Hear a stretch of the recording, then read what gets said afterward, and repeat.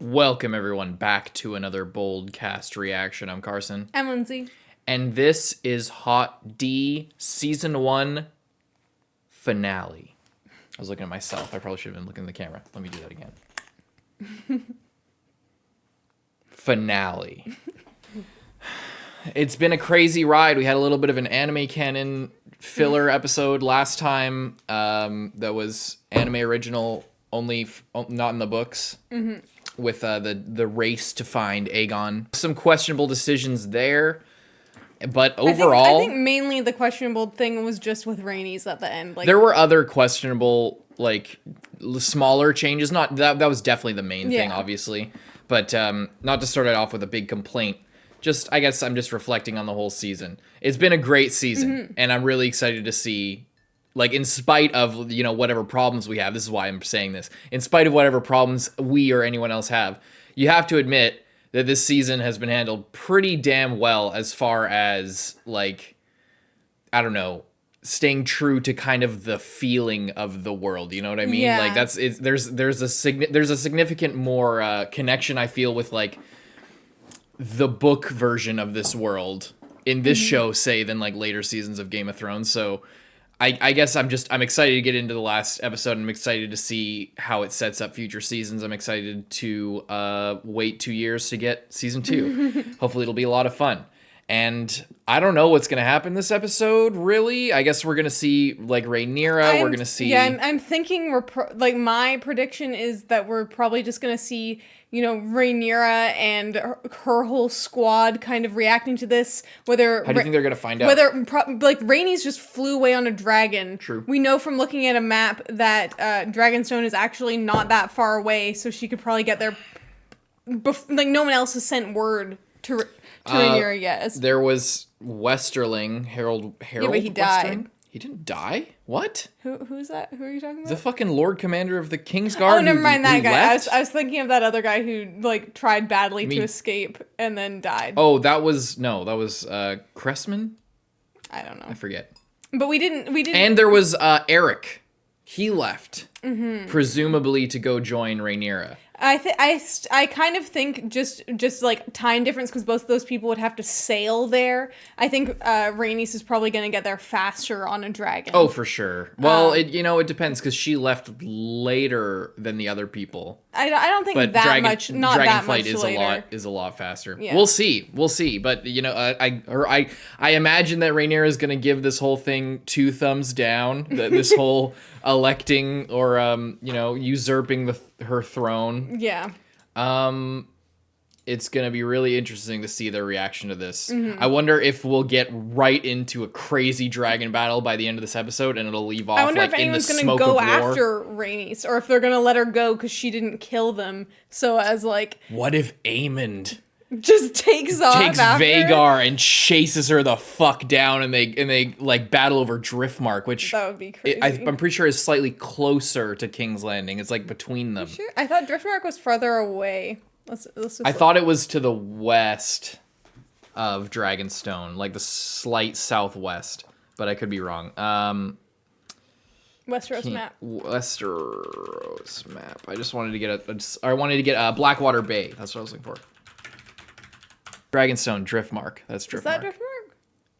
High Tide, Driftmark, Dragonstone. Okay. Huh. Yeah. Wow, So they're really southwest. close. Yeah, so what if she's like going there, or like she stops there for some fucking reason or something, and they have like a crazy battle over that?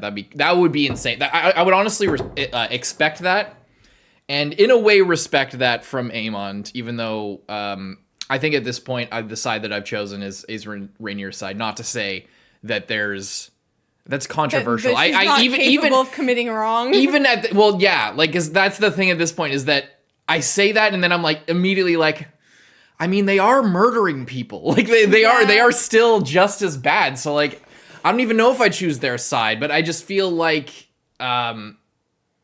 what do I feel like? Am I biased? Because of what Viserys, the king, was saying, like, he genuinely did want Rhaenyra to, rule. And even in his final moments, he, like, reaffirmed that decision for himself and genuinely believed that would be for the good of the realm. Yes, I think that's what it is. It's not necessarily that I'm super a big fan of Rhaenyra. It's that I'm against Aegon and I'm pro Viserys. That's my feeling. Yeah, so. I don't like Aegon. I do, like yeah, like the rest of them are like, I don't know, like I'm not necessarily against Alicent because she believes that she's doing the right thing, even though she's very conflicted about it.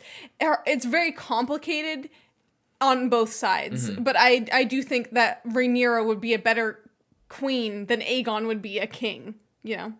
100%. I think 100%. Not that she wouldn't be perfect. She's very elitist in her own Daemon way. as a team actually would be quite competent if oh yeah, like they would be very good. Again, not without reproach, like not without an asterisk perfect. of, you know, Daemon's like the rogue prince, as we talked about before. He seems to be just a piece of shit, but like he's a lot more bad than good. He's not like as rogue, and there is good to him.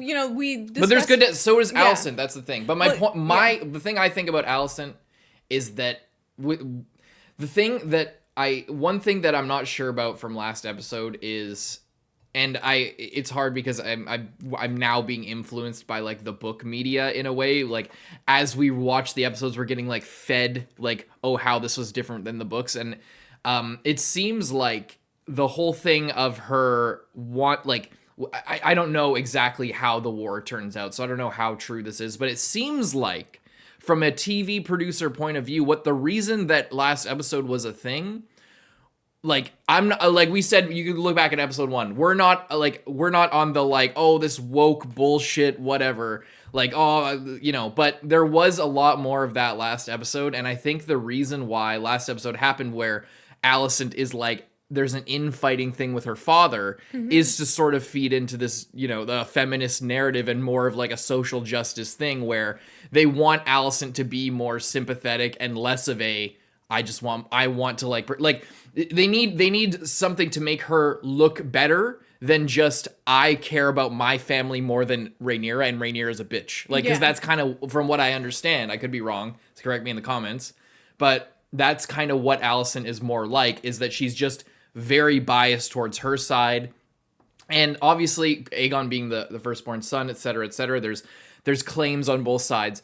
But like the reason that she's doing it or her motive in the source material is more like ruthless and like fuck Rhaenyra, kill that bitch. Her and Otto are kind of on the same side, and but in the show they kind of wanted to make her more relatable and more conflicted on it because it makes her a better person. Yeah, and makes her more understandable and like more conflicting between like which side you want to like succeed.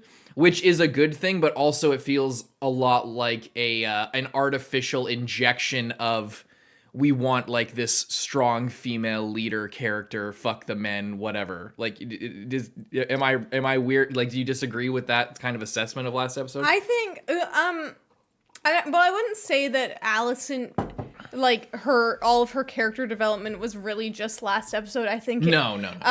But I do really like. I think Alicent may be my favorite character, just as like in terms of her conflict and you know, just her whole story so far of like, you know, being very proper, you know, choosing her duty and her honor and, you know, to do sort of the right thing, but and also then, not. And then when the right thing becomes conflicted because the right thing is putting her son on the throne, or so she thought, until her son would be a horrible king. And then she's conflicted because she loves her son, but it's all the things that she like thought it was so straightforward. And it's like, if you follow the rules, the rules are there for a reason, and they will like, you know, guide you down the right path. And then it's like, okay, well, if I'm following the rules, but then like bad things still happen, and it doesn't always work out the right way. Maybe the wrong thing of Rhaenyra and her bastards is actually a better option than my crazy son. Right. Anyway, I think we should just get into the episode before I agree. Before we have a full other discussion. The only reason I want to talk about this more at the start of this is just because last episode was very loaded and it was a very clear departure in in sort of feeling. Like, you could feel that it was different from the rest of the show. And then, like, as show watchers, we go back, or we sort of experience things a second time. I edit it. I watch, like, all the Alt Shift X shit, and, like, you know, sort of see what people are talking about online and stuff.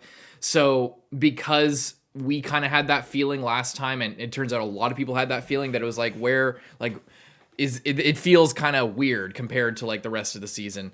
And we get more information here and there. So I just feel like it was a very loaded episode last time. So I felt like I wanted to talk about it at least a little bit more with some updated information. Regardless, half the people skipped that anyway, probably even more than half. Hope you leave a like and subscribe. Check out Patreon to see the uncut reaction. Let's go. And by the way, thanks everybody for a great season. Hope to see you next time House of the Dragon comes. If you guys want us to watch any other live action shows, we don't do very much live action. We're more of an anime pack. But if you guys have any suggestions for shows you want us to watch, I've seen Breaking Bad. Lindsay actually hasn't, so maybe we could watch that. I haven't seen Better Call Saul, so maybe we could watch Breaking Bad and then watch that. Just leave your suggestions if you want to see more of that kind of thing from us, because the reaction from this has been very positive, and it was a big sort of departure from what we normally do. So anyway, hope you enjoy. Let's go.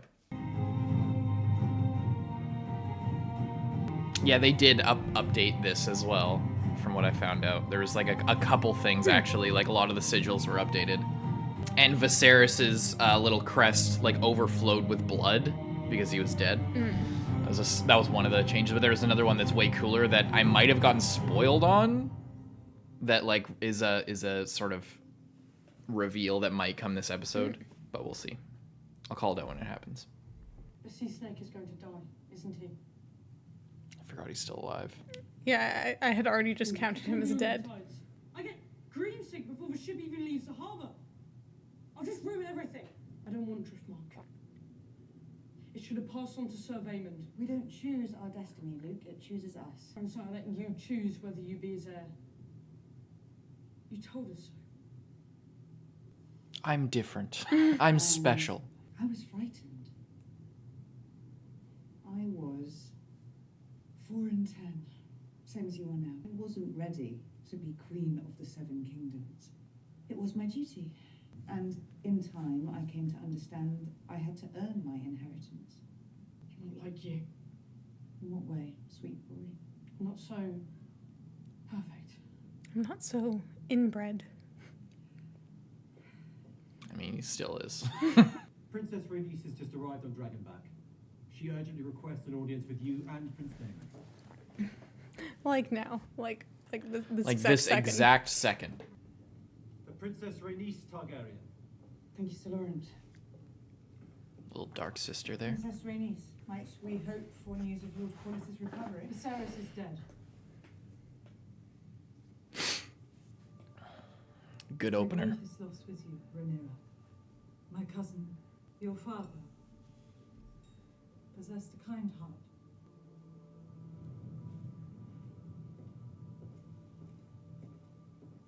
There's more.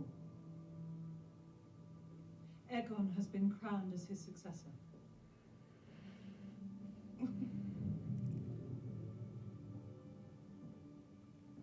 They crowned him. How did Viserys die? I could not say. How long ago? I love he suspects it. I love he's instantly, because he was sniffing the cup of the milk of the poppy. He's like, and then he looks over like, and Beesbury said it. Beesbury accused them right before he died. They didn't, but They might. Well, at least Alice didn't. Grand Maester conspiracy. They're trying to get rid of the dragons. They're trying to get rid of magic. They are employed basically by the Hightowers. They're from Hightower land. Though I don't know that anyone like necessarily went in there and killed him, because he kind of had been on death's door for like years at this point. Yeah, again, that would play into the Maester conspiracy though, because we've been thinking about that since like episode 2 when he like we've been conspiring against him. We've been calling that out since episode 2 with the Maesters like giving side eyes to Otto and stuff. Anyway, sorry. I just love that he calls it out. I could not say. How long ago? A day passed, perhaps 2. I was made a prisoner in my quarters while the Queen made her preparations. Viserys has been slain. Alicent demanded you declare for Aegon. She did. I refused her. And yet you are alive.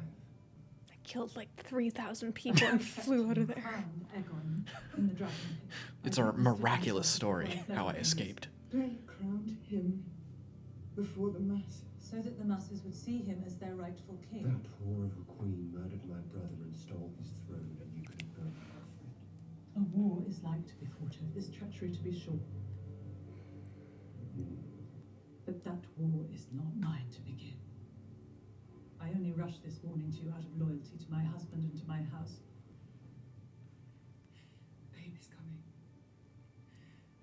She didn't look that pregnant. I think she's not that pregnant.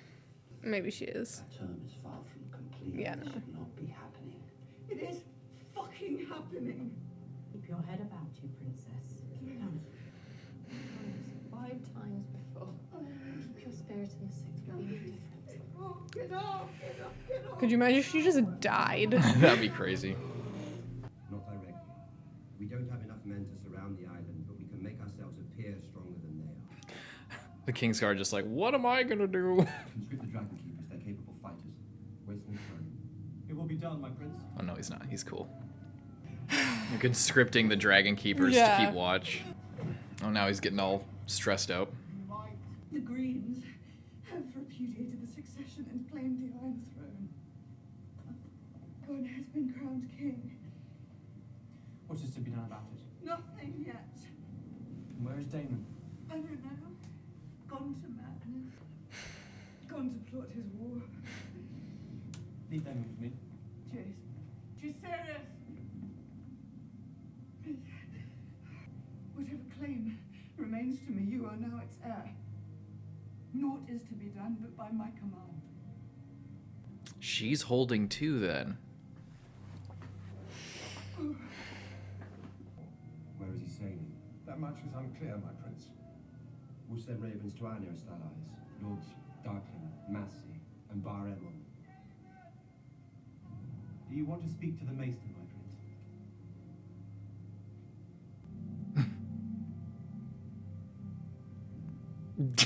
I'll fly to the ravens myself and a family. Don't question me. Wait, whoa, hang on. Wait, sorry. What? Is he... What's the fucking,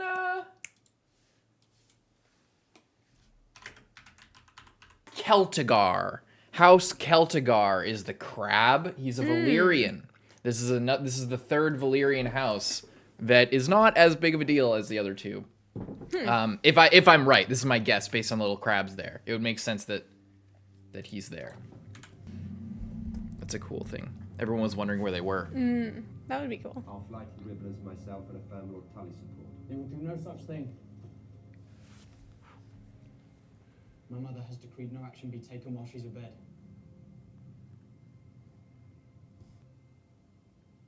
It's good you're here, young prince. You're needed to patrol the skies on Virmax. Did you hear what I said? The ravens, Lord Nottingham. Sit down. Great. Sir Stephen, our Kingsguard are needed on the Dragon Mount. Come with me. I'll show you the true meaning of loyalty. I mean, like, there's a difference between taking to going to war and patrolling your last bastion of Yeah. like defense But, like, by Dragonback. sending out ravens and stuff like to telling other people to get ready for war. It's setting things up differently because it depends on what Rhaenyra wants to do. It seems like she is of a like mind with Alicent, possibly that there could be some way to stop this. But like at this point, it's just kind of being naive. If Rhaenyra still has designs to be queen, then there's no other possible direction that this can take. It's kind of as simple as that. Yeah. I don't know. But I agree with Damon's thing. As far as Damon's doing right now, sending out ravens, like you said, like getting people ready, getting on Dragonback, and like making sure that nobody's attacking and defending the skies because they have dragons too. Yeah. In fact, they have the biggest nuke around, Vhagar. I'm fully on his side for this. It's just about if he like takes it a step to if he actually starts something in action that then just goes out of control or goes in a direction that she doesn't want, then that's not good because she is the one, like, she is the claimant to the throne, and she's not a child. It's not like with Aegon, where he has no authority really on his own to put himself to be king. Yeah. But Rhaenyra is, like, you know, fully capable of making decisions and, like, being actually involved with her own. She's actually the claimant. Like, Yeah. That's the same thing that, like, it mirrors Alicent last episode, where she was trying to make shit happen on her own, but everybody was already conspiring without her. Everybody was kind of trying to move without her. So it doesn't matter that she's technically, I mean, they're making a distinction in this version of the series between, like, king's consort and the queen, or the queen consort. I forget the terminology. But in the previous series, it was just Cersei's the queen. And she's after Robert dies, she's the fucking queen, and that's kind of what it is. She had kind of set that up for herself to be like in like she, you know. But they called her the queen, even like they called her the queen. Like, I don't know. Yeah. It's just they're being more careful and choosy with the terminology. But I'm just saying, I guess, that it mirrors what Rhaenyra is doing. But the difference is with Alicent is that she's not the claimant, whereas Rhaenyra is. So it changes the dynamic a lot, and you can really see the frustration in Daemon's face, where it's like, if he's this frustrated, I mean, this is okay. I was gonna say, if he's this frustrated now, what if they were to rule? Like, what would their relationship be like if he's like the second in command to this woman queen, like, who's actually in charge? But also, what bigger test of your loyalty and faith and, you know, your relationship is there than a civil war between you and your family? So I don't know really what I'm saying with that. It's just I find Daemon's disposition here interesting, is all I'm saying. You swore an oath as knights of the King's Guard. Oh, they're I wear the white cloak, my prince. To whom? Dracarys. Do you acknowledge the true line of succession? Yes. Yes, my prince. Do you recall when King Viserys named as his heir before his death? Princess Rhaenyra. I'm grateful for your long service to the crown. So I'm presenting you with a choice. You hear that noise? It's the best dragon. It's the coolest dragon. It is very, It's the very coolest cool. dragon. Little squeaks. Swear anew your oath to Rhaenyra as your queen, to Prince Viserys as the heir to the Iron Throne.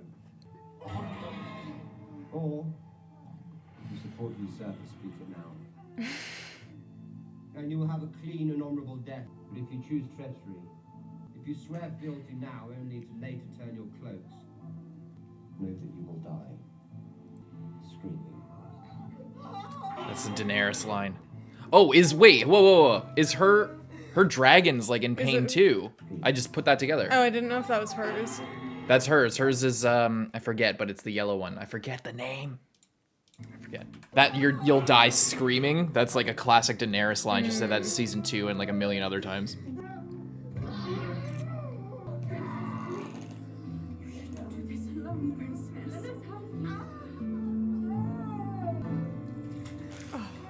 Oh my god! Your fucking phone, I swear to god. I can't look at this. I can't look at this. I'm looking at it.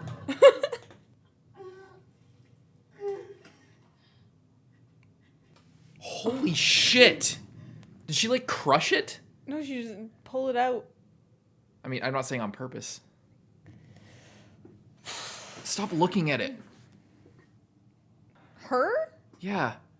It's her dead baby. I know, I feel bad for her. I don't want her to look at it.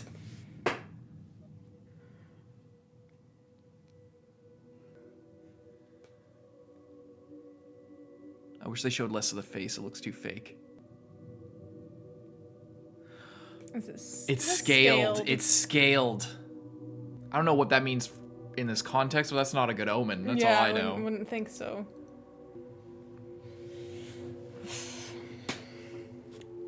Well, now we have a traumatic event to drive her forward through this terrible war.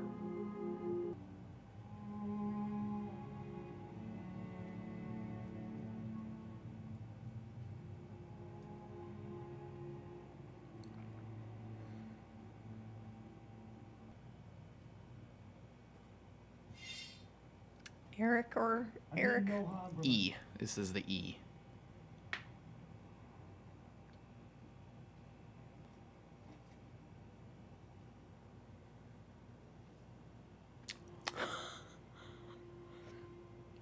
Damn. I swear toward the Queen, with all my strength, That's a bold move. I'll give my blood for hers. Sneak that out of there. I shall take no wife, hold no lands, Restating his oath. father no children. I shall guard her secrets, obey her commands, ride at her side and defend her name and honor. My queen.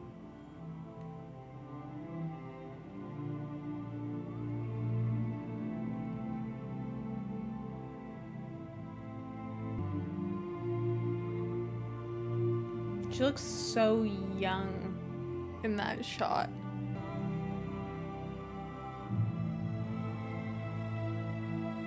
She doesn't kneel. That's interesting. She does look young.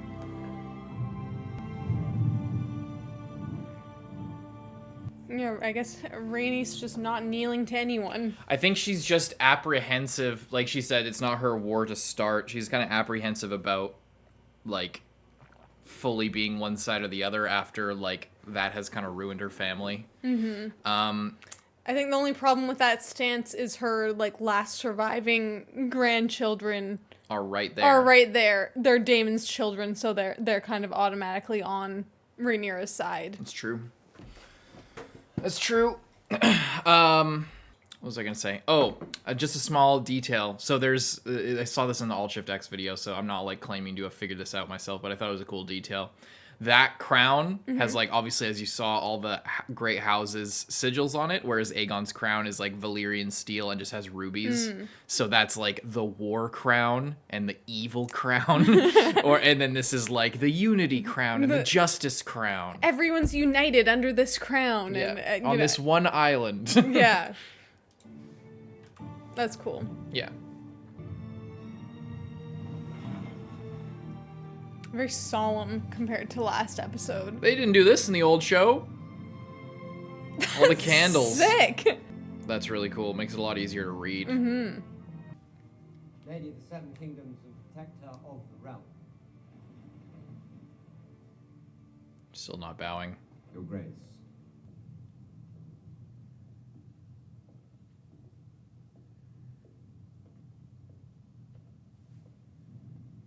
I like that, inviting all the children to kind of be a part of it.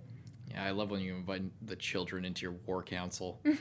Well, literally at any point, her and Daemon could die, and then it's all of them for themselves. So they should probably be involved at this point. I actually agree. I'm just joking, but also it just like is the same thing of like including the children. I feel like at this point, it's a real war. They're included whether they not want to be or not, and they will be hunted down and killed. That's why I'm joking. That's why I said I'm joking.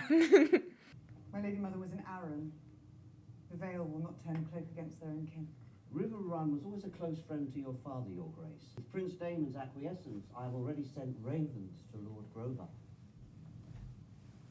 Lord Grover is fickle and easily swayed. He will need to be convinced of the strength of our position. That we will support him should it come to war. I'm going to treat with him myself. What of Storm's End and Winterfell? There has never lived a Stark who forgot an oath, and with House Stark, the North will follow. Lord Boros Baratheon will need to be reminded of his father's promises. Sorry, the Stark thing, it's like,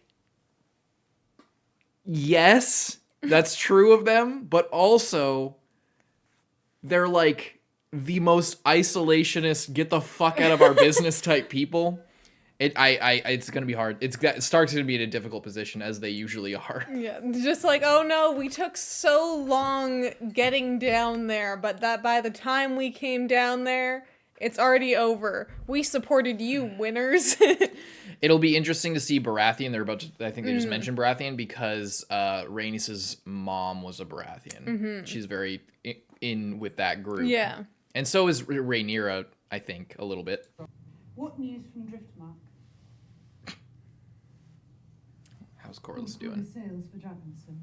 To declare for his queen. For real? The fleet is in my husband's yoke. He decides where they sail. We shall pray for both you and your husband's support, just as we Still, pray like, for alive? return to good health. Alive enough to come over There's here. no port on the narrow sea would dare to make an enemy of the Valarian fleet. True. And our enemies. We have no friends among the Lannisters. Tywin has served the hand too long to turn against him. And Otto Hightower needs the Lannisters. Without the Lannisters, we're not like to find any allies west of the Golden Tooth. No. The Riverlands are essential, Your Grace. Pray forgive my bluntness, Your Grace, but talk of men is moot. Your cause owns a power that has not been seen in this world since the days of old Valyria. Dragons. Yeah. The Greens have dragons. They have as 3 well. adults, by my count. We have Cyrax, Caraxes, and Melis. Your sons have Virmax, Arax, Assuming. and Baela has Moondancer. Daemon, none of our dragons have been to war. There are also unclaimed dragons. Seasmoke still resides on Driftmark. Vermithor and Silverwind dwell on the Dragon Mountain. Sea You're Smoke's right. interesting, though. Then there are the 3 wild dragons, all of whom nest here. And who is to ride them? Dragonstone has 13 to their 4. I also have a score of eggs incubating in the Dragon Mound. No. We need a place to gather, large enough to house a sizable host. Harrenhal. Cut off the west, round King's Landing with the dragons, and we could have every greenhead mounted on spikes before the fucking moon turns. A long galleon flying a banner of a 3-headed green dragon. I don't know. Damon is no He's fucking like, he's not joke. fucking around. I love that line of we'll have greenheads met on spikes before the fucking moon turns. Yeah. That's sick.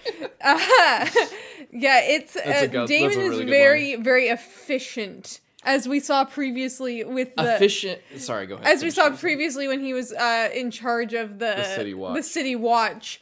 He doesn't really fuck around, and he can be kind of a shithead about it, and maybe revel in the violence a little bit too much. Efficiency, I don't think is the right word. He's definitely headstrong, but as he is presuming on the dragons of House Valerion, it's not the best move because they haven't actually sworn fealty to you. So you have 3 Valerion house members in the room with you, and then you count their dragons as your own after they just said we're not 100% on your side. Well, And Sea Smoke isn't accounted for, and they know. I think that's why Rhaenyra gave him that look, because, Laenor's alive, and you can't claim a dragon when their rider is alive. So it seems like the show is acknowledging that, hopefully, unless I'm reading too much into that look, which is possible. Yeah. But they do have the advantage when it comes to dragons, on in terms of all that shit, if Valerion sides with them. But all the stuff he's rattling off is really true, great plans, very it seems very efficient, but he's bulldozing through the whole conversation, much like I do with the reactions, where I just don't let other people talk. Yeah. It's like he's got everything kind of lined up, but who's to say how that will play out when the other team also has a plan? They also have their own things going on, and they've been planning for a lot longer for this war than you have. They were planning to do this all along, and so they have it locked down. They know exactly who they're gonna call. They know exactly how many dragons they have. They already got the green dragons on the fucking banner. They have that shit made. They've been sewing sails for their galleons for years. Yeah, it seems super okay, we got Aaron. We got Baratheon, probably. We probably have Stark. That's pretty fucking good. We probably won't have the Reach. We might have the Riverlands. Wife? Was she an Aaron? Valerion. Oh, she was an Aaron. Yeah, we have the Aarons, whose daughter I killed. She wasn't an Aaron. Oh, okay. She was an Aaron. She was a Royce. Oh, okay. She was a Never Royce. mind. A higher house in the Vale, but not an Aaron. But it's the way you rattle it off, it's oh yeah, we got this, we got that. We set up at Harrenhal. We go around here, we surround them, we fucking... And then it's okay, but they, like you said, they've been planning this. They got the Lannisters. That's not nothing. They probably have the Reach. That's not nothing. They're rich as fuck. They can...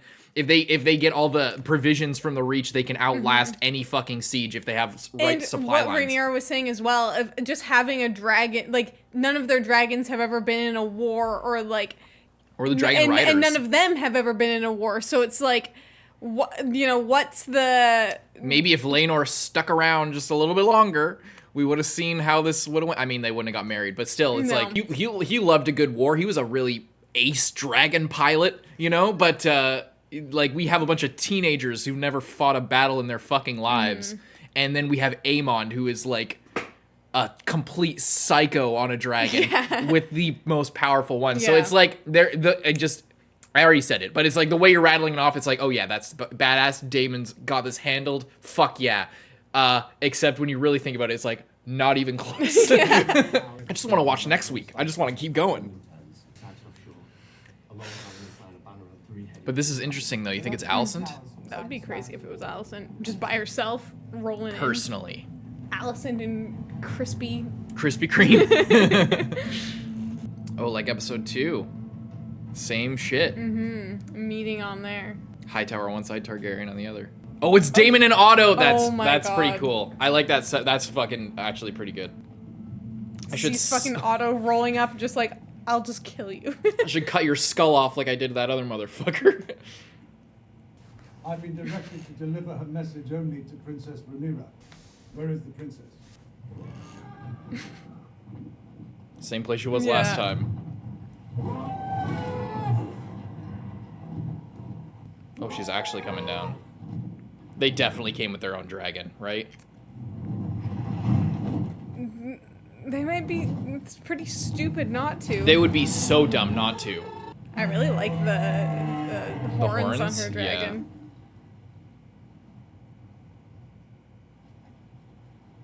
Yeah. Otto's just like... Rhaenyra, like, what are you doing? I would be freaked out just to walk past them.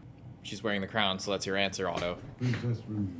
Queen Rhaenyra. Queen Rhaenyra now. King Aegon Targaryen, second of his name, in his wisdom and desire for peace, is offering terms.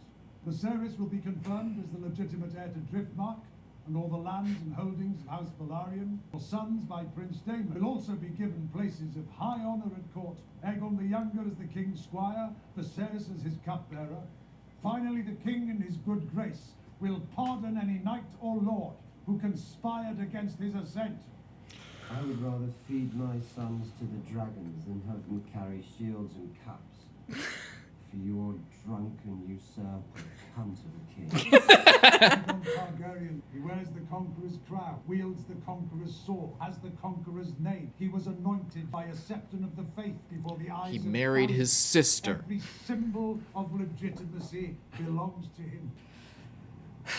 And then there is Stark, Tully, Baratheon, Stark. houses that have also received and are at present considering generous terms from their king. Considering terms. Okay. Stark, Tully, and Baratheon all swore to me when King Viserys named me his heir. Stale oaths will not put you on the Iron Throne, Princess. The succession changed the day your father sired us. I only regret that you and he were the last to see the truth of it. You are no more hand than ever this king. Fucking traitor.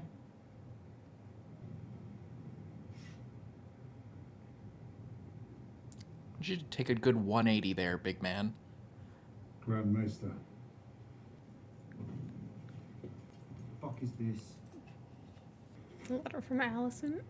Or what? Picture from that book that her and Alicent were always reading. Queen Alicent is not. Lashed together with ropes and cables, Nymeria's fleet dispersed at the coming of the first storm, sweeping them across the sea, east, west, and south into something.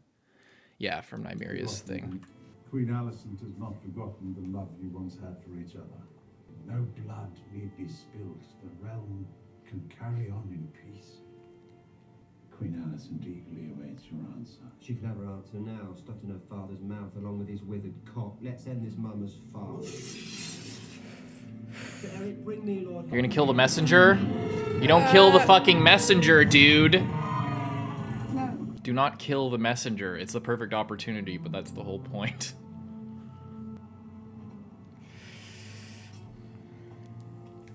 King's Landing will have my answer on the morrow. Huh?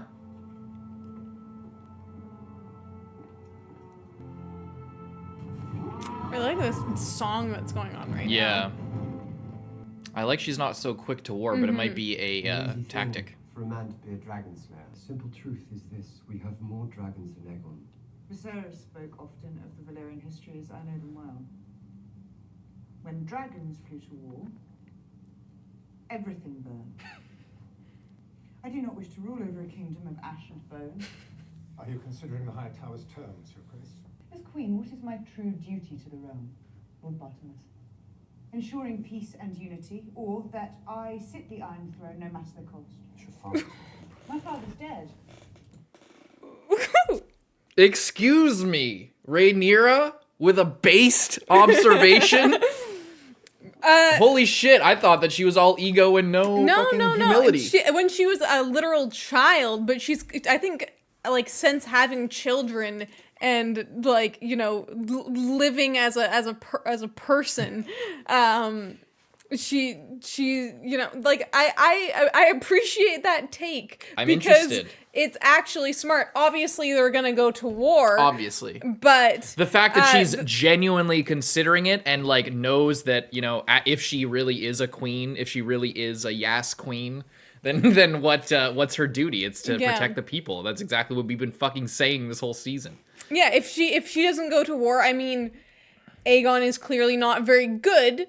But what's better, a rapist on the throne or millions of people dead? Like, yeah, you know. do you want someone to be a shitty king? But I mean, and Otto and Alicent are, like, selfish and self-interested, but they're, like, Otto's not going to go out and start, like, other than this, getting his grandson on the throne, is not going to, like, start further wars or, like, fuck it up beyond belief, I don't think. Hopefully.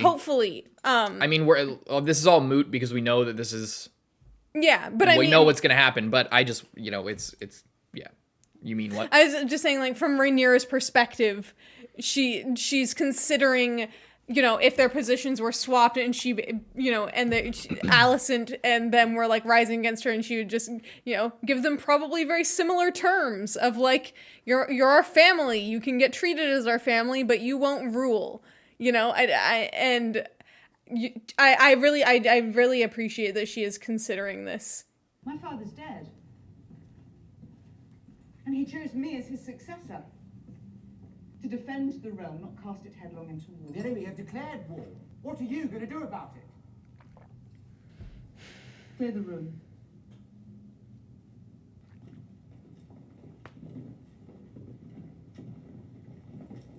Does the promise of war excite you? You cannot bend the knee to the High Towers. They stole your birthright. You could take the Iron Throne without putting Otto Hightower's head on a spike, would you? Are you not angry? Well, I should declare war because I'm angry. No, because it's your duty as queen to crush rebellion. You know my oath reaches beyond our personal ambitions. A song of ice and fire. Wait, he knows about that? I have no idea what you're talking about. What? Sarah shared it with me when he named me her. My brother was a slave to his omens and portents. Anything to make his feckless flame appear to have purpose. Dreams didn't make us kings. Dragons did. Who said that?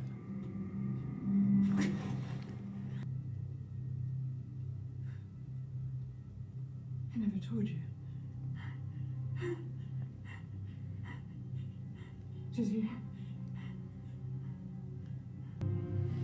That was fucking scary. Yeah.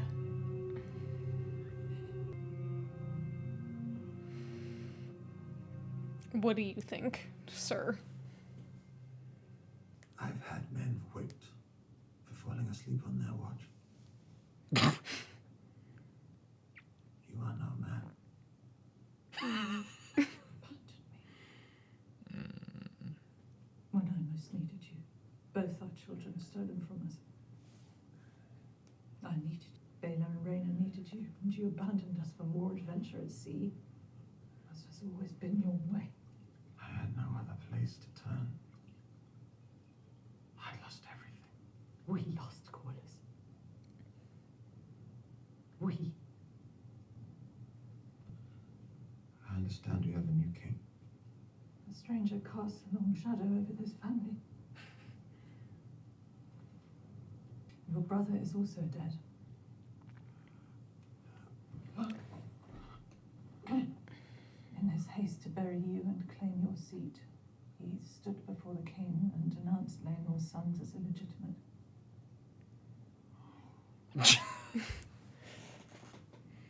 Daemon took his head for it. Heedless ambition has always been a Velaryon weakness. Are you admitting something? I reached too far. Mm-hmm. And for nothing.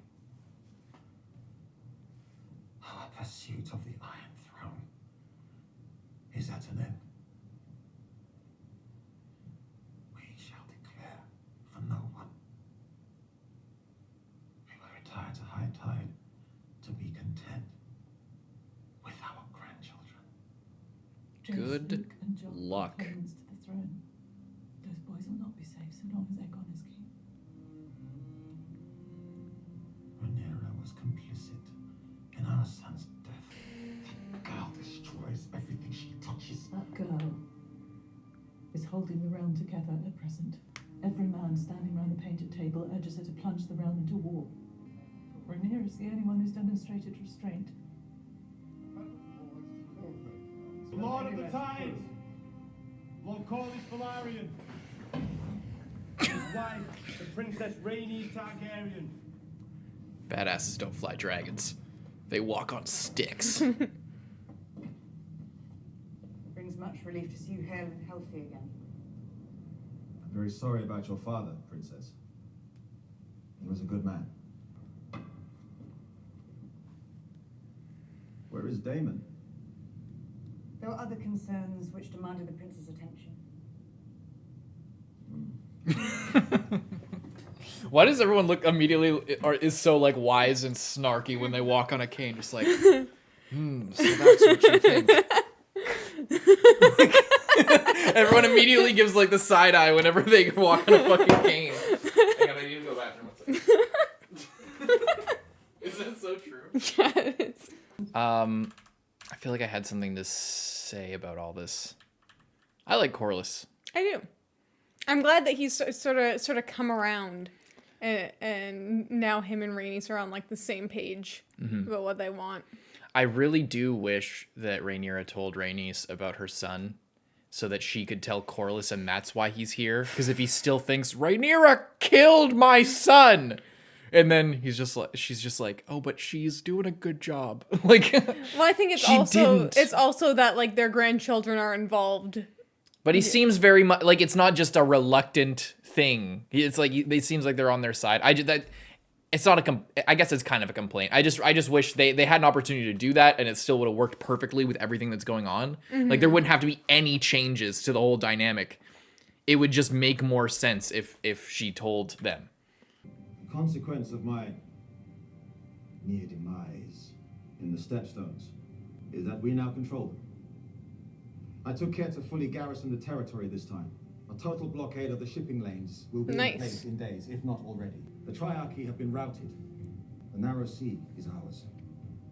But what does that mean for the war, though? Further seal the gully. We can cut off all seaborne They can't travel get and stuff trade into there, yeah. to King's Landing. I should take Neelise and patrol the gullet myself. I'll prepare the ravens, Your Grace. We should bear those Did you already? Yeah, well, I guess not to them.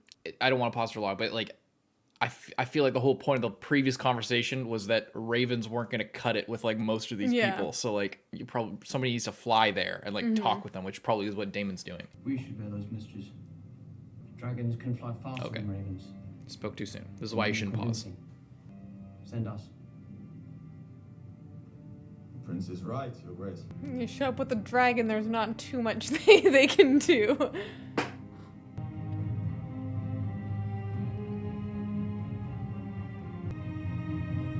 Getting a lot of really beautiful sunset. Friggin Stark is close to your age then to mine. I would hope that as men, you can find some common interest. Yes, Your Grace. He looks so stressed out. Storm's End is a short flight from here. You have Baratheon blood from your grandmother, Rhaenys. And Lord Boros is an eternally proud man. You'll be honoured to host a prince of the realm. Hopefully. His dragon. Some shit's gonna go wrong on one of these things, I know, right? I'm Rule of threes. I'm looking at this, the younger one, and I'm like, you're not coming back, are you? Yes, Mum. Your Grace. I expect you will receive a very warm welcome. Yes, Mum. Your Grace. But like, what do I say? Like, I know you like gave a speech, but what the fuck do I say to him? Your mom's sending you off to the doctor for the first time by yourself at 25. Exactly. But what do I say? Well, you just tell them what's wrong with you. No, but like how do I say it? How do I make an appointment? Let's dial the number. Oh my god. Why can't the next episode just be next week, man? Like, holy shit. They need to leave us off on a huge cliffhanger. I feel like we're just looking at him too much. Into the storm. Into the storm. As if you needed more symbolism. He's flying into the storm to Storm's End. What are you doing now? Oh, is he trying to get dragons? More dragons? Singing some weird Valyrian nursery rhyme.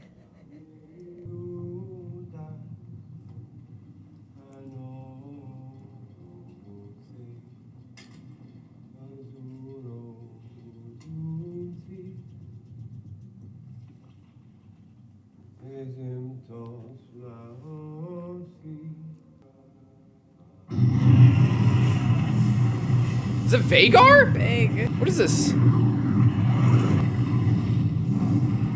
One of the unclaimed ones that's lurking around.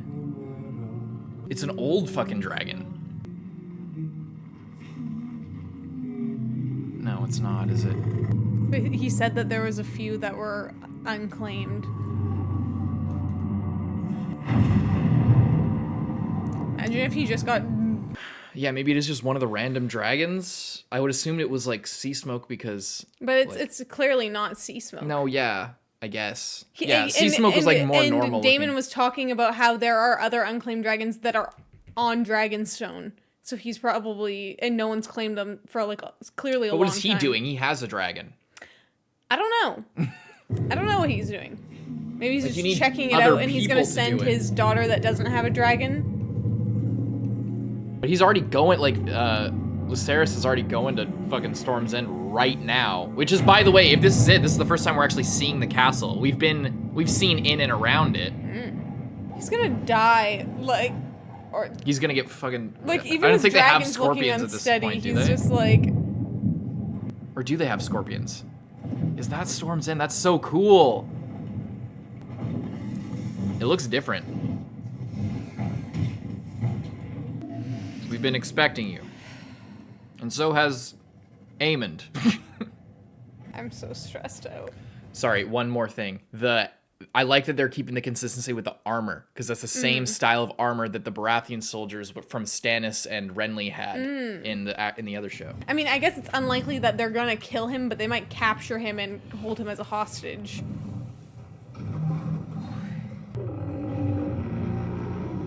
Get the fuck out of there! I called it! Get out of there. He's not on the dragon. He's not on the dragon. They're killing him right now for sure. Dude, just dip right now. I'm Princess Sarah Velaryon. Both the younger brothers showed up here to try and do something. I love how they just nod. Yeah, yeah. This is. I love how he sees Vhagar and doesn't get the fuck out of there. Yeah, maybe he's worried that Vhagar will come after him if he tries to fly away. Prince Viserys Velaryon. He's over there. Yeah, he's on the left side there. I wonder if that's a daughter and he's taking her to wife. Yeah. To secure the alliance. This is exactly what Otto has been planning. For sure. Oh shit, this is bad. You a message from my mother. Queen. Yet earlier this day I received an envoy from the king. Which is it? King or queen? The House of the Dragon does not seem to know who rules it. I feel so bad for him. Because she picked him to go to here. Because she thought that it would be easier for him. Where's the bloody maester? Can you not read? I guess he can't read. And the maester's gonna read it. A maester. Just relax as long as you can. This is about the last bit of relaxing you'll ever get to do.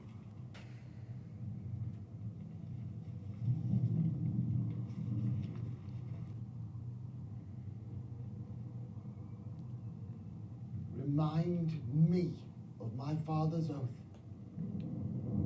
King Aegon at least came with an offer. My swords and banners for a marriage pact. Yeah.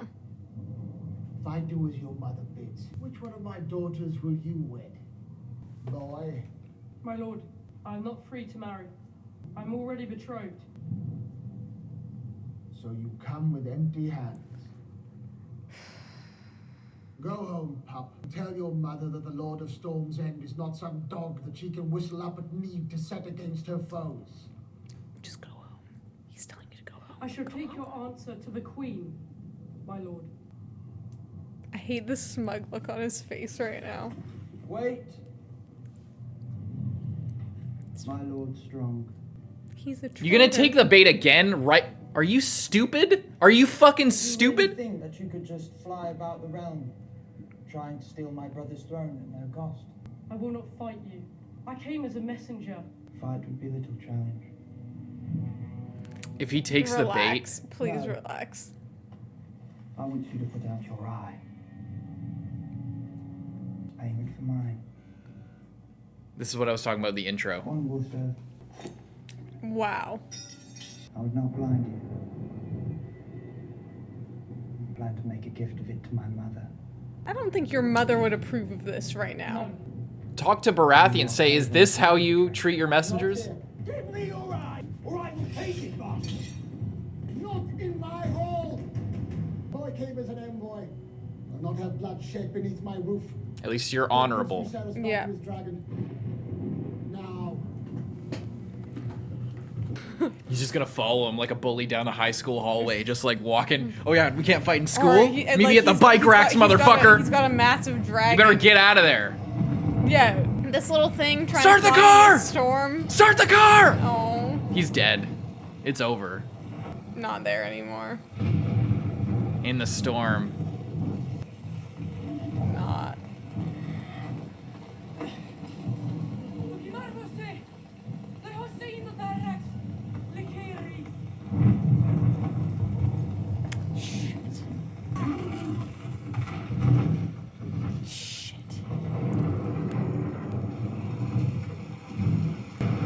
Storm's End looks cool as fuck. Yeah. Oh my. Honestly, just Is he just gonna get sniped by some lightning? That would be crazy. Not even, No. and they're gonna blame it on Aemond? No, he's gonna. Yeah.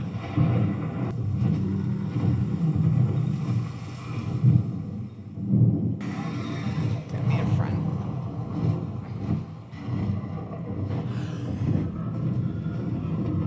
Oh my god.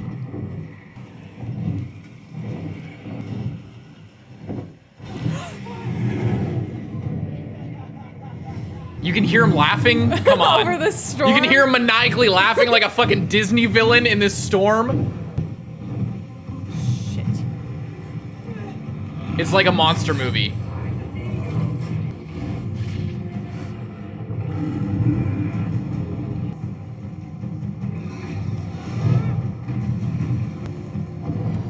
I don't don't think he's gonna make it out of this, and I'm sad. He could if he's really good at flying. Look at his dragon. Stay in the rocks. If he goes somewhere small, if there's some like cliffs. Yeah, well, they're it's Storm's End. Yeah. Yeah, Vagar's too big. Oh, maybe. Oh. Okay. Is there hope? No, he's getting out. Where is he right now? I'm trying to think, like, my geography. Like, I don't know where he is. I just want him to, like, find, like, a little cave and just... Bro! Why didn't you get the back? Oh! Oh, the dragon's fighting back. Oh, shit. Dower. Shit. What's happening? Out of the storm? They are fucking high up. Gonna, like... Yeah. Was that it? Oh.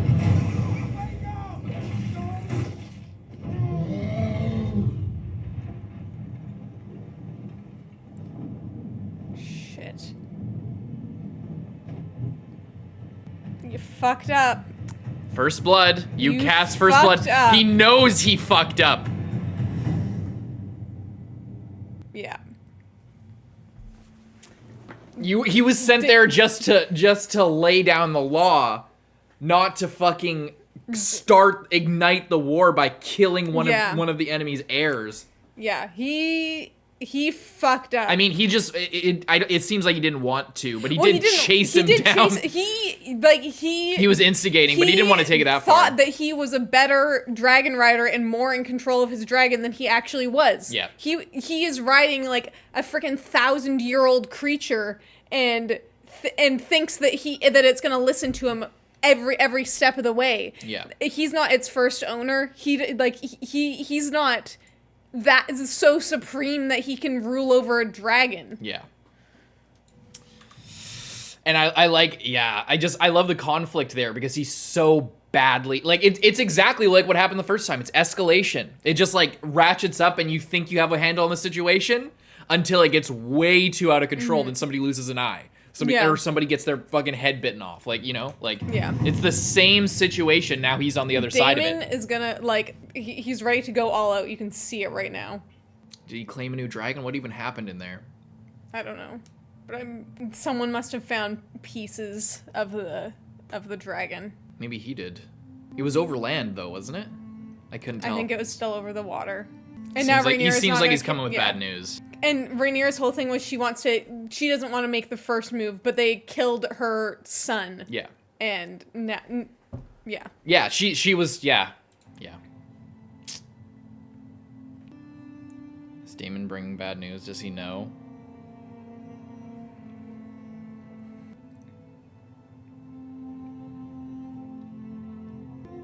Yeah.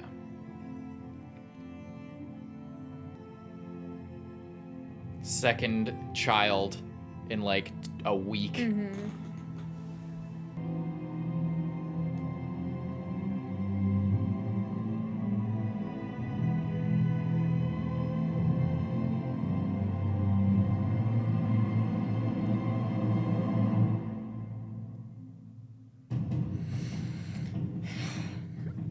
Now we wait.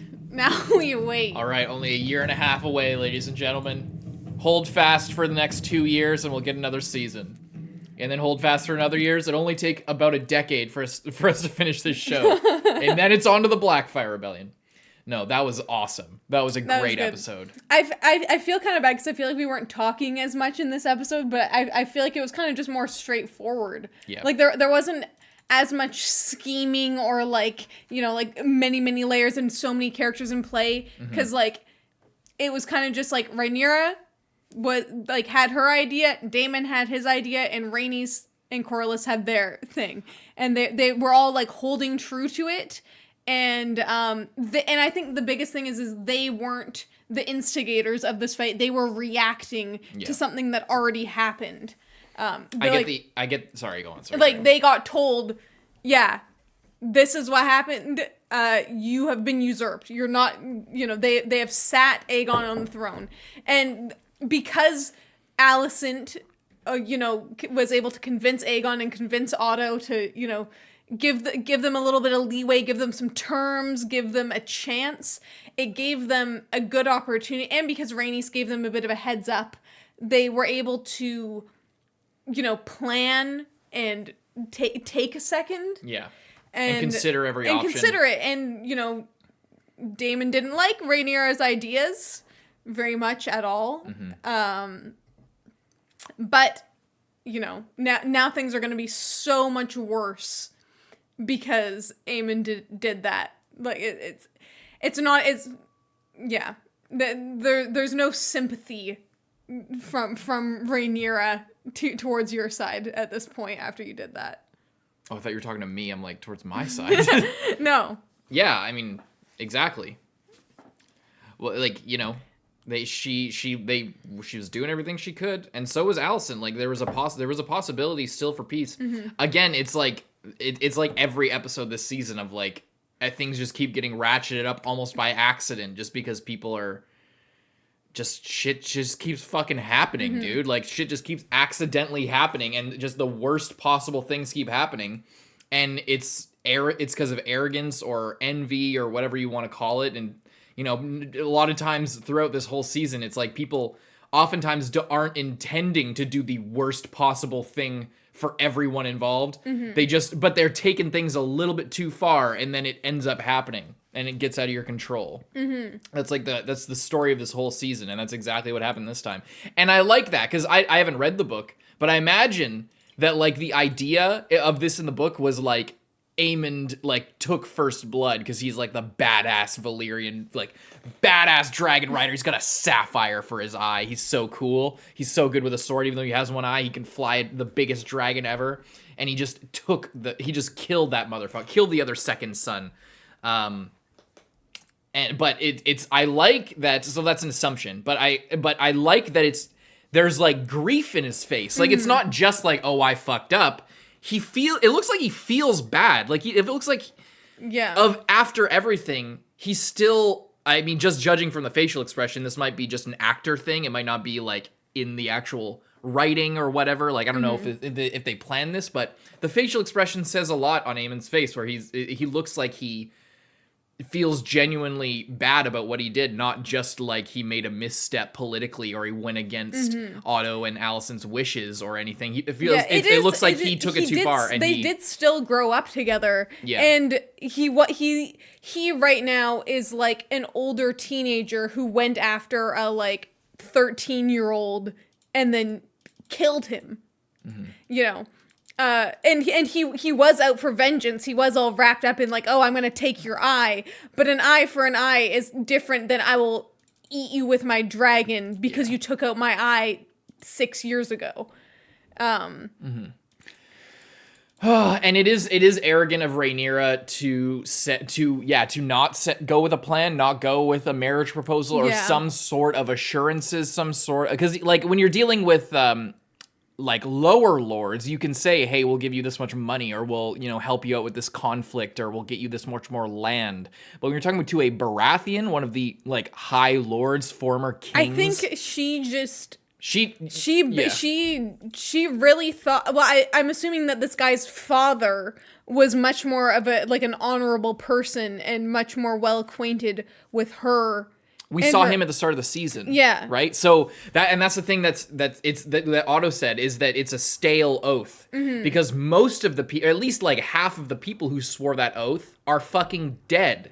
It's been 20 plus years. Like, it's not the same thing anymore. If you're dealing with all the same lords who just knelt and swore to Rhaenyra, then they would, they'd be bound by that. But it's like so far in the past, and it feels so like weird at this point, especially once Aegon is already king, that like to convince the Lord Baratheon of, I forget his first name, of doing this, it's like Rhaenyra has nothing to give him, is what I was trying to say. Like, if he was a smaller lord, you could give them something. You could make a trade. You could like promise them some sort of extra thing in the future. Maybe not something as important as a marriage pact, but like something, some other land, some other title, some other place at court, something. But when you're talking to the house that used to be a king of the Stormlands, the only thing that you can offer them is a marriage pact, and they already have a marriage pact to the second prince who's currently on the throne. So what are you gonna? What does she have to offer if it's this? I don't know, not as certain. Like it's and because you were late, like you didn't know as soon as they did that you needed to send people there. Aemon was already there and had already secured this marriage. Yeah, like before you even thought of it. Yeah, and so I wonder what that'll say. What will happen with the Vale of Arryn and Winterfell? Like what is going to happen? I mean, even if those go well, I don't know. It doesn't really look good for them, and they just lost a dragon. Small dragon, but more importantly, a dragon rider, because they have dragons to spare. They don't have riders to spare. They need people with Valyrian blood who like can claim a dragon and properly train and ride a dragon and have a bond with their dragon. Like it's not just enough to have a dragon. Who can do it. And what the fuck was Daemon doing? What is he doing? Like what? Like I what get is his plan? Obviously I know what he's doing. He's like securing a dragon, but like what does that mean in the context of he already has a dragon? How? Because you can have one. You can have one. Does he want to try to have two? Well, unless they're altering. So here's one thing they might be doing is they might be altering the rules for dragon riders because of what happened with Laenor, because Laenor is alive, and like the whole thing of you can't cheat on your dragon, and your dragon can't cheat on you. As far as I know, I could be wrong. Again, I'm mostly a show person with like knowledge of some of the lore, but like from what I know, it's 1-to-1. If your dragon dies, I think you can. Oh no, if your dragon dies, you can't get another dragon. But if the dragon's rider dies, the dragon can be claimed by somebody else. So Daemon's dragon is not dead, is he? And he's seemingly trying to like tame another dragon. Unless he walked away from it. That's just my guess. Yeah, I don't know what he's actually doing. That's just my guess because I don't know what else he could be doing. I'm wondering if he's just like, because we saw him before getting eggs as well. Like he seems to be very, very interested in dragons and getting them and raising them and doing whatever with them. He's very proud. So I do wonder if he could possibly be getting it for his daughter, because one of his daughters doesn't have a dragon, the younger one, I think. He could be like scoping it out and like, seeing if it might be responsive if she went down there. Yeah. Just seeing if it was in fact there, or like the size of it, or what, I don't know. I don't know, because if he can't have two dragons, then what's the point? Mm-hmm. Also, interesting thing at the start of the episode, Rhaenyra having a dragon baby a la Daenerys, and while she's in labor, it very much mirrors the end of season 1 of Game of Thrones, where Daenerys is having like kind of a miscarriage, magical like induced pregnancy. And what happened at that point? She got pushed to the ground, and one of Khal Drogo's blood riders was challenging Daenerys's like authority and saying like, no, I want to be the fucking new Khal, because Khal Drogo's a fucking corpse basically. He's barely alive. So I'm not following him anymore. Fuck you. And then Jorah, he like pushed her down, and then Jorah like killed the guy. But is a similar thing where she's having her baby under duress. She's like in serious pain, and then it comes out looking like a scaly. I mean, from what I know, or from how it was described with Daenerys's baby Rhaego, it looked way more fucked up than that, and it like crumbled into maggots and dust and ash and shit, and it was like scaled like a lizard and things. Like it was like this baby is like scaled, but like the Daenerys's baby looked apparently far more grotesque. Yeah. So, but there's clearly that mirror there happening, and the fact that it's happening at the end of the season. I wonder what that means for like, is if there's some sort of link with like Targaryen-ness or Targaryen lore, Valyrian like, claim or something. Like maybe it's like a prince that was promised bloodline type thing. It's hinting that like dragon baby. Well, yeah, right. Like maybe it claim it's. There was and on top of that, there was a couple lines in here that I've heard before that I think come from the book of they say Valyrians are closer to gods than men. that's like a line from the book. There was another one, I forget, but there was a couple lines that were very like rang a bell for me that say a lot about like the Targaryens' connection to everything. Speaking of which, Daemon choking Rhaenyra, what did you think of that?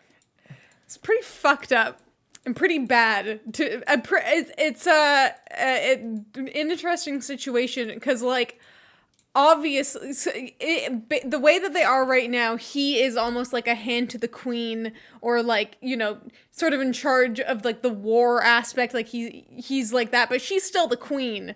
But like, if she was the king and they weren't romantically involved, and she wasn't a woman that like was smaller than him, like he wouldn't have fucking choked out Viserys if Viserys wasn't going along with what he was doing, you know? Mm-hmm. So it's just showing that if she, even though she's technically above him, if she doesn't want to do what he wants to do, he has power over her. Yeah. He has power over her that he should not have. Yeah.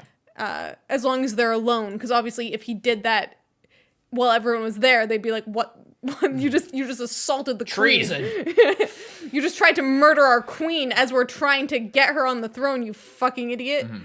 And that was that line that Daemon said is, I think, from Fire and Blood as well, because I've heard it a bunch. I don't actually know if it's from Fire and Blood or if it's from other books or if another character said it, but I think it must be from Fire and Blood. It's the line he said was like, "Dreams didn't make us kings, dragons did," or whatever.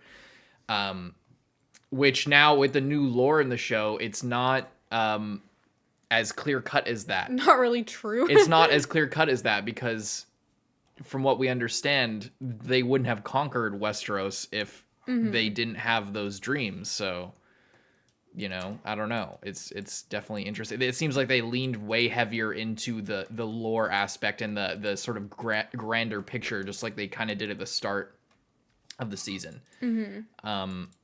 I wonder what the hell's going on with that fucking dragon baby. What does that mean for her? Because like it's really interesting that she had that, because Daenerys had it because she like made a deal with the devil basically, and Mirri Maz-Dur like cursed her baby, or used it as fuel to bring Khal Drogo back to like a state of vegetative state. Mm-hmm. So like it was presented as a byproduct of this ritual and a curse. But now the fact that the similar thing happened to her, she was just. But and the fact like they were intercutting with her dragon, like in pain, so it was almost like her dragon was giving birth as well, or like going through sharing the pain. And they're like the lines between human and dragon were like being blurred, and like they were spiritually merging, and that seeped into the child or something. Like it's so interesting that that's here, and that it was like in this critical moment, like that the labor was induced. Like I just can't get over that. It's just so interesting, and it brings up a lot of questions. Yeah, I wonder. Yeah, I don't know. Because it can be like a bad omen. Definitely seems like it. It could be like. It could be a good omen. It could be a good omen. It could be blood magic. Well, it like could have been a way of like getting rid of anything that would impede her during this war. Like if she was heavily pregnant and trying to like fly around on a dragon, she might not be as effective, or like you know what I mean. She goes into labor during like critical moment where she's like flying overhead. Like that wouldn't be good either. Or she's just bedridden for the whole rebellion. Yeah, so it's, you know, it could have been like in a weird way her body getting ready to fight. Yeah. Purging weakness. But in if you think about it that way, then what does that say for like the themes that like purging weakness is like killing children. Like, you know, destroying the future, destroying hope for the future. That like, you know, this thing that she's been carrying, that's like the hope of this thing of beauty, this thing of life that she's carrying, and it dies so that she can fight a battle that will, you know, like it symbolically it's definitely a seriously bad omen in that case, especially since it like in that like metaphorical or like magical sense, it goes against what her personally reaction was, which was, I want to save my children and save the people and, you know, chill out. I don't want to go all in just yet. Well, it could be, I think that's an interpretation. Not really that different interpretation is like that with the way that magic works in this world, it's like, only death can pay for life, fire and blood, the blood, like, only death can pay for life, like, king's blood being worth something, and the fact that she's, like, you know, a Targaryen and has king's blood in her. The fact that she, like, gives birth to this dragon fetus, going back to Daenerys, is also a symbol of, like, her power and her, like, in a way, supremacy, or her magical nature, and her dragon's blood. Like, the fact that she is very connected to that and has that strength and that power within her, that that she gives birth to a monster. What does that make her? Does that make her a monster on the inside? You know, so there's a lot metaphorically that you can read into that also tracks with Daenerys if you think about her whole story from Game of Thrones. We were just talking about this last night because I was looking up stuff about, like, George Martin's original outline for the books when they were going to be like a trilogy and much more simplified story, and the way that Daenerys was originally meant to be like a lot less sympathetic, very straightforward, like, starts off innocent, loses her innocence down the path of destruction until she is like the fire threat opposite to the White Walkers. So she, if you sort of read in the dragon baby thing into that, it's very much like saying that, where she's like closer to God than men, a monstrous creature that gives birth to like subhuman lizard creatures, or literally a mother of dragons, like, you know, closer to an opposite of the White Walker than like another person, and a threat to the world, the likes of which the world had never seen before, or at least Westeros had never seen. That was kind of what was being set up if you read into what George Martin originally had planned, and what he kind of still has planned for Daenerys' story in the books. Obviously, it's way more complex, and there's more to it than that, but that's kind of what the intention was originally. If you read that into what's happening with Rhaenyra, it makes things really interesting. That she is similarly now fire and blood of the dragon, literally gives birth to a little dragon baby, inching closer and closer towards a creature of war than like a mother and a woman, a strong woman. And it'll be interesting to see if she is more inclined to the like fire path, because she did not want to fight she did not want to get dragons involved, because when you get them in, they just burn everything. It's just complete destruction, and that's not exactly the opposite. Not what she wanted. But then, as we saw with Daenerys, it's like, no, you know, that switch can get flipped easier than you think. Yeah. And obviously in season 8 of Game of Thrones, there wasn't time for Daenerys to like fully, for the audience at least, to see Daenerys, you know, fully changing up and sort of heading down that path, even though I think the conclusion would be the same regardless. We didn't like get the time with that. But I can feel like, you know, if we're getting different things like piling on, her baby dies, her son dies, we don't know what's going to happen to her other son. We don't know what's going to happen to her other children and the rest of her family, and what she's going to do. There's a lot of children left to kill. So she could easily be, you know, pushed down that path, and she, especially when she was younger, was very headstrong and was very quick to make decisions, and, you know, kind of more bold and bolder than maybe she should have been in some situations. And obviously with Daemon at her side, Daemon is the demon on her shoulder, crazy, or the devil on her shoulder, and he's certainly not going to advise her away from violence, you know. And it's not looking good. Yeah. And with Fire and Blood, and with once again I have to keep reiterating because I'm talking as if I know everything. And I've listened to people. The reason I know a little bit about these backstories is because I've listened to people talk about them. I'm not an expert. I haven't actually read the material because we do run a reaction channel, so I didn't want to. But I have listened to the Dunk and Egg audiobooks and you know, engage with that story. And from what I know, it's like with the way that George Martin writes these stories, it's like Song of Ice and Fire is like the main series. And then these are sort of, he's like creating backstory that kind of not just foreshadows, but echoes future plot lines. So like with all the stuff we talked about with the parallels between Rhaenyra and Daenerys and their kind of arc, possibly, it's you think about it like in context of the text, but also outside of it. Like the purpose of writing these kind of stories is to give a kind of parallel, sometimes a reverse situation with like Alicent and Cersei, how we talked about before, how they're very similar, but in some ways complete opposites, but also the situations kind of mirror themselves. Yeah.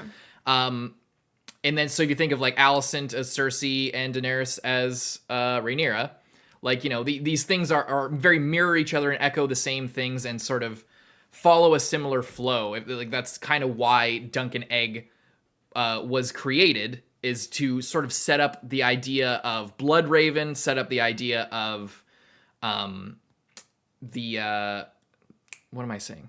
Set up Bloodraven and set up the Blackfire Rebellion and set up that connection, because that will probably come to a head in future books and will be a more part of the books than definitely more than it was in the show, with theories that going on with Varys and stuff like that. You know, these things are not just like self-contained stories that are just meant to be things. Like the reason why they include these types of these elements here and there, like with Rhaenyra's miscarriage, et cetera, is to you know, foreshadow things or create this kind of like repetition of history, this rhyme that goes through the story. Especially with the Targaryens, very specifically, like they like fall into the same trap over and over again, like constantly. They constantly are like taking power and then falling into madness or other like you know, just and it's constant and it's all the time, and it's like you have a good one and then he fucking gets killed before he gets to be king, or like you have someone like Viserys who rules peacefully and it's great. You're talking about Rhaegar before? Rhaegar? No, I'm talking about killed before he gets to be king. What was his name? Oh yeah. So it's that, and then Rhaegar. It's the same thing. It's like oh, you have someone who could, you know, take over and do a really good job, but they die, and then you're like everyone's picking up the pieces, and then someone else gets in there, and you know it's. And even if they're good at first, then maybe some crazy shit happens down the line and they're not good anymore, or they are still good, but they're blinded by prophecy or blinded by love, or you know what I mean? Like so many different things can happen, and it's so complicated, and it's this cycle. It's cool to think of this story as like you know, thinking about how it connects and thinking about how it sets up things in the main story is really cool, because it not only gives you insight to possibly things that will happen in the future of the main story, but also like I've heard Alt Shift X again talk about it. There's like a poetry to these things, and it's like there's repeating lines and repeating phrases and things that sort of make you recall previous things, and it all kind of weaves together, and it makes it feel very natural. Even though like, and it's not just the same story. There's, you know, different twists to each of the players in the story, but the fact that these similar events keep happening over and over again, it makes, I don't know, it's beautiful, and it's really good writing. So I love it, and the season was really good. It was really good. And this episode was good. This whole season was great. I can't wait for 2 years in the future when we can get another season. Yeah, it sucks that it's so far away. Yeah, but I mean, we did get like 6 movies worth of content in this short span of time. So I really hope that it continues to like. That this whole thing goes good. I really hope that they could make one, or like movies for Dunk and Egg or something, like movies for Dunk and Egg would be so like not even a good. show, just movies. One good 2-hour movie per Dunk and Egg novella would be fucking incredible. And then we could like finish Dunk and Egg. I honestly like Dunk and Egg more than I like the normal story. We both really love Dunk and Egg. It's just so nice, and I love sort of seeing all this crazy shit play out, but from the perspective of someone who is like kind of on the outside and kind of stupid. And also one guy. Yeah, one guy. Not multiple directions. Like, it feels more personal. It's nice, and I do like this season as well for having such a limited cast. Yeah, like there's a lot of people, but the people that we really follow are very few compared to Game of Thrones, and oftentimes they're in the same place at the same time. So you're not like, oh, we're over here, and then we're over here, and oh, we're over here, and oh, I don't even care about this person. And other than like Storm's End, this entire and one scene in the Vale, like this entire season took place in Blackwater Bay and the Stepstones, obviously. And Pentos, actually, a little bit there. Yeah. But mostly, it was like two islands and then the capital. And that was like where most of the story took place. So it felt very... it was able to move quickly, and it was really cool. You felt like you kind of knew where everyone was all the time and like knew who was doing what. Did you not know where you were all the time in the original show? No. But like you kind of like lose track of people, or like by the time you get back around to a certain character... You know, you're just so wrapped up in one person's story. You're paying attention to one thing, and then you have to like sit through something that like you don't care about as much. Yeah, it's more linear, but that's not a bad thing. You know, it's nice, and it keeps it snappy. Mm-hmm. One thing I'm afraid of, and we talk about this with like anime series that we watch, and something that I've been saying more and more, is that like if this show is going to go through the Dance of the Dragons, that's 4 seasons. It's set to be. Like a year and a half, 2 years per season, hopefully shorter, but hopefully not at the cost of quality. Mm-hmm. But if then we want to get to the Blackfire Rebellions in like future seasons. I guess I had like misunderstood because I had thought that it was like 4 seasons for this and Blackfire. That's what I thought too, but I guess not. I thought it was going to be like 2 seasons for this and then 2 seasons for the Blackfire Rebellions. I don't think so. I don't think so. I think that they're confirmed. Like I think that the reason why they're like 4 seasons is confirmed is because they have like people like Matt Smith and all these big actors and all these people who are like, I feel like they're signing on. This is the story for 4 seasons. Then after that, we'll see. It's just what I'm getting at is it's good. I love to have a show that lasts a long time and be good, but not too long. Well, like, you know, it's good to have something that like keeps coming back and is good as a consistent thing, like once a year, once every 2 years.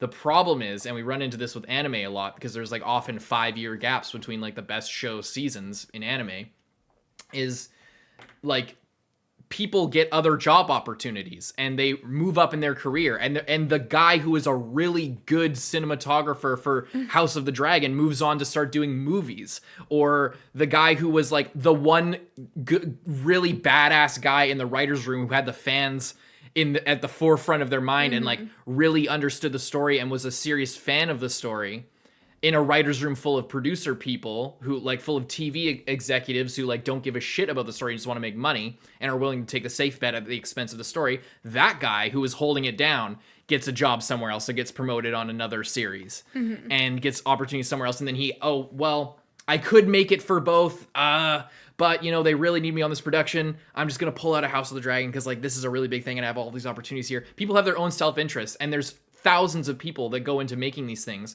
and each one of those people adds a little bit of flavor to the story. And that's like a blessing and a curse for film in general, is that it's a collaborative medium. So, and animation, in a lot of things, but, like, as opposed to, say, a novel or writing something, it's like you have the author and then a couple editors possibly, and then maybe like a couple understudy people like what George has now. Yeah. So you can stay really faithful to the original vision, but when over the course of 5 to 8 years for 4 seasons, that vision gets muddied because new people are coming in all the time and there's a lot of mobility in the film industry. For if you're willing to work hard and you have some ambition, then, you know, you will move up the ranks and you'll get more opportunities. And 5 to 8 years is a long time for like people go from being 22, just getting their first job, to being 30 and now they're like a unit director or something, like or a higher like producer tier. And that changes the way that things are being made. Not to say that it's going to get worse as it goes along, but there is a risk of that if like the original team that like if you go on to a production with like these people are making it and these people are badasses, and then, you know, 20% of those people go off and do other things and they're replaced with the wrong people or just people with a different vision, then it feels different. It's not worse, but it's different. And there's not that consistency. Yeah. That's the one thing that I'm afraid of with this, because we did see that with Game of Thrones. Like if you look at the style of season 1 to the style of season 8, not to mention writing, just the way the sets were built, the way that everything was shot, the way that the effects, the practical effects were used, the way that like different problems were solved on set. Oh, we don't have the budget for this big CG thing. Oh, well, we don't have budget to hold down this location to shoot here for the time that we need. Okay, well, we'll have to do some problem solving. We'll either have to shoot another time or shoot something smaller scale, but with way more impact here. And then that thing that they choose to compromise on ends up being really fucking good, and nobody expected it, but that's like a big scene that everybody like thinks of again. That's the kind of thing that happens when you have like the art of it, the personality of it. That happens when you have like a team working on things, and as time goes on, it's likely to change, and it might not be bad, but it could, and it's more likely just going to be different, and the consistency's lost. So that's what I'm always afraid of with like long running things. Hopefully the fact that they've confirmed 4 seasons at this point says most of the people who are really important are staying on this production for 4 seasons. They're locked in for 5, 6, 8 years, whatever it's going to be to make 4 seasons. And hopefully that's it. And we don't get a lot of that weird shit where like 3 seasons in, like shit is completely different and just mismatched and fucking weird. Because that happens with shows all the time. But other than that, this season alone, full really review. Do you have a number? I feel like I don't know. It's hard because we never like rate live action shows. Yeah. Like half the live action shows I've seen are garbage tier. You know what I mean? Yeah. Yeah. Yeah. So I don't know. I feel like I would give it like I'd give it an 8, like an 8 or a 9, like an 8.5. I give it I feel really good about an 8. There are some things that I would say 9. Yeah, I wouldn't give it a 10. I feel like episode by episode there were some like 9 or even 10 out of 10 episodes, but I feel very like a very, very confident 8. Yeah. If there's 0.5s, definitely 8.5. You know. I feel strongly. I feel like if I say 8, I probably won't change my mind as it goes along. There were I as far as the social justice and like a lot of people, that was a big talking point with the fan base and everything this season about people complaining about this or that with, people like pushing agendas or pushing different movements or whatever. We talked at the start of the season about how we didn't see that was that big of a deal. It was definitely hugely overblown. By people at the very beginning, absolutely. As it went along, still very overblown. But when you think about the impacts on the story and how it turns out, and like the messages, if you're looking for things to complain about, you're gonna find them. Yeah. But if you're just looking at the story and what they're telling you, then just enjoy the story for what it is, and don't get wrapped up in your own idea of how it should be. Right. And I think that's like, part of the thing when you're making multi-million-dollar production of a TV show, they're crafting a story, and especially because the book it wasn't as like vast as the Game of Thrones book and as detailed. Like it was more of a historical recounting as far as I'm aware. Yeah. So I feel like the actors and like the choices and there's a lot to work with, and the writers who did write the show added in certain things from what I'm hearing that, like, in my opinion, made it better in some cases for Alicent, and having her and Rhaenyra have a relationship that they didn't have previously. I feel like, some people might look at that and be like, oh, stupid woke feminism, women power, blah, blah, blah. And it's like, actually, it just made their characters more complex, and them having a previous relationship and bonding over being mothers makes sense for their character, because they grew up together and they are both mothers and they don't want to kill their children. And that's a thing that people are, that's a relatable thing. And it's not just inserted in there out of nowhere with no basis in the story. Yeah. It's part of the story. That's what it's about. Yeah. You know? I agree. Is there more you had to say about that? I think I guess that's for the most part, I agree. I think some stuff with Rhaenys was a little bit like... I was just going to say, I in the last 2 episodes, there very much felt like there was an effort made to make the women more, at least Alicent and Rhaenyra, more like, oh, all these men around the table are trying to go for war, but us women at the table, Rhaenys, Alicent, Rhaenyra, we're all on the side of peace and we want to stop the fighting. Wait. There seemed to be a very obvious effort, and it's what I was trying to say at the start. This is kind of what I meant, is that it's an interesting coincidence, if nothing else, that the same episode where I felt that sort of pressure from like push less making a feminist story and more pushing a feminist narrative. Like there's a difference there, because you can make a feminist story. The fact without making it feel kind of contrived and more feeling more modern than it is like attached to the story, like you're saying something about real life in this fictional world and it feels kind of like it was put in there. This story is a good example of like a feminist story that doesn't need that dressing to make the women are powerful. They're flawed and they're flawed and they're victims of their own circumstances. And oftentimes when they should have the power that they are given or deserve or have earned, they still don't have it because, it's just the patriarchal society they live in. You can tell that story without it being like a woke feminist, whatever.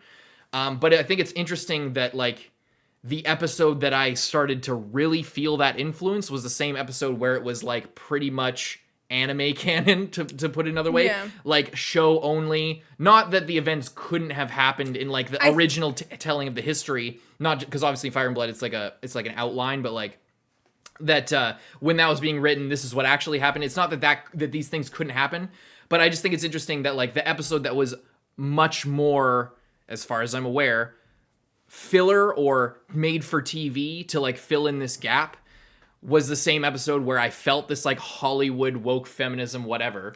I think that's an interesting coincidence, if nothing else. And that's the one thing that I really just don't like, because it to me, it minimizes the impact of the actual story that they're telling when, is there like an evil, there are evil men in the show. Is there an evil woman in the show? Mm-hmm. Is there a single evil woman? The closest is Alicent, but we have Massaria, we have Rhea Royce, who is just like fucking murdered by Daemon. It's like we have men who are like power hungry and like shitty and evil. We have people like Viserys, who's by far the best character, but it seems like the female characters are gray at worst, but they never go into like, there's never like this bitch, this evil, power-hungry bitch. There are evil, power-hungry bastard men, and it just felt like at the end of this, they lent way heavier into the narrative of it rather than just lent more into it to make it a men versus woman thing, or like a men always trying to take the power or whatever. And it felt way more like they were making a modernized social media push type of point than telling the true, like, actual feminist, anti-patriarchal story here. They just went the extra mile to make that point, I think. I think specifically in the last, the second to last episode, the 9th episode, with Rhaenys, and I think what you're talking about for, like, the evilness as well, is I think Rhaenys killing all of those people, and then the show not framing that in a bad way was bad. I think that she should have not killed all those people, or, which in the book she doesn't do that. She doesn't bust out of there and kill thousands of people, and they wanted a Yas Queen moment, not a problem. And that's kind of what happened. And I felt like that moment specifically was like, okay, if Daemon did that, it would, you know what I mean? It would be saying something about the patriarchy, about how he's or it would just be showing how crazy he is. He's fucking insane. He's insane. He killed all these people and he had no regard for them. And he, went out of there and this and that. But it wasn't framed that way. So I think it doesn't 100% necessarily have to do with like the actions of the characters per se, and it's the framing of it, which is what you were saying as well, of like when they're trying to like really show it to you, which is what I felt they kind of, and I feel bad because Rhaenys was like such an awesome character the entire time, and I feel like she kind of lost a bit of my favoritism towards the end because it seemed like they were using her as a vessel to like have that conversation with Alicent, to bust out and have a crazy moment, to like, oh, look how all cool the men are around the table, woman. Yeah. and Rhaenyra's in there, and when, you know, like the wording or like they could have done the same things and just let the actions speak for themselves. Yeah. Let Rhaenyra be the voice of reason by herself, because it makes all the reason in the world that she would be. Yeah. Just like it makes all the sense that Alicent would be, because they are keenly aware of what they personally have to lose. And they know, and Daemon isn't thinking about his children, he is thinking about how they've been wronged. Mm-hmm. And I think that is the difference. I think it's the framing of things and the way that they're telling them to us, not the actual events themselves. Exactly. Yeah. Well, because if, like you said, the events speaking for themselves is perfect, because like if you think about a character like Daemon, for like up until I'd say this episode, a big thing of his character, and Matt Smith talks about this. You can never tell what he's really thinking. Like he clearly has his emotions, he clearly has like what he believes, but like we don't get a look inside of his head. But when he's like, "Oh, I'm the man, I'm gonna choke you, Rhaenyra. You need to bend to my will, like, cause I'm the man and you're just the woman in this situation." Like there was, again, if you let it speak for itself, that's actually not a good example. I don't think that's. But I had a better example, but forgot it. I think you pretty much said it. It's just that, like, if you let the thing speak for itself, here's what I meant. So with Daemon, it's like so much of his personality is communicated subtextually. It's not outright spoken to you.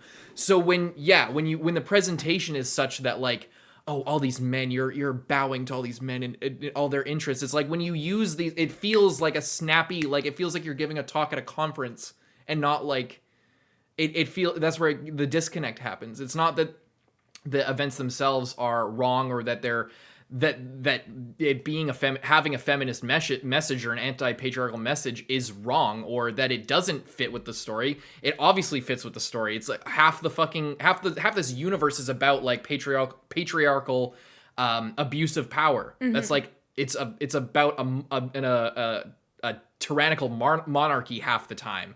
So, you know, it makes sense for that to be there.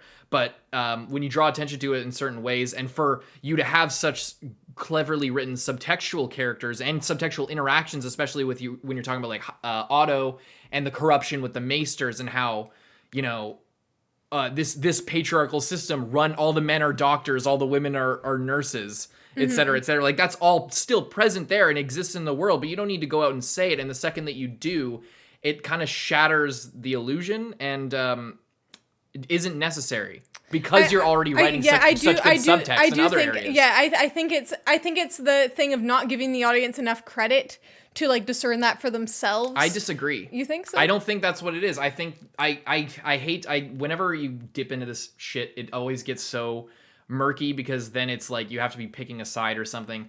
So I hesitate to use this language in a YouTube video because I don't want people to paint me in the wrong light. But it strikes me as very virtue signaling. It strikes me as like, oh, I'm the writer. We're the writers for this. We have an opportunity to spread this message. So we need to say it how it is for everyone out there, rather than, you know, showing how it is and, you know, making a story about it. You made a story about it, but now because, like, there are so many other, like, issues and other things that you could talk about, like, with so many other themes and relevant topics that they communicated non-verbally or subtextually through the actions of characters, through the flow of the story, without outright saying things. But then to go out and say that, to me, seems like to focus on it and display it and present it how they did, to me makes it feel like they took it as their responsibility to, like, express this in their story,